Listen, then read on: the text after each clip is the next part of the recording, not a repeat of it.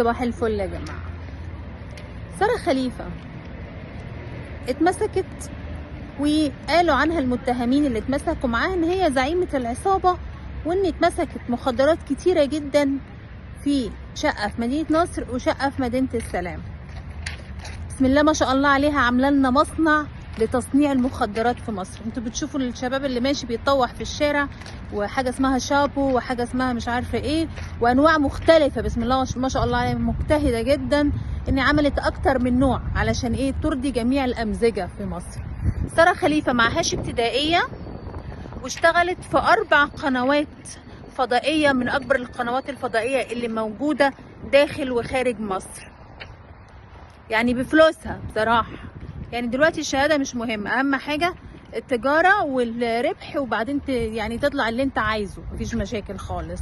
فسارة خليفه من الناس اللي دمرت جيل كبير، لان احنا بنشوف الحوادث والجرائم الكتيره اللي حصل الفتره اللي فاتت، ان اساسها اصلا الناس اللي بتقوم بالعمليات الاجراميه اساسها متعاطي مخدرات.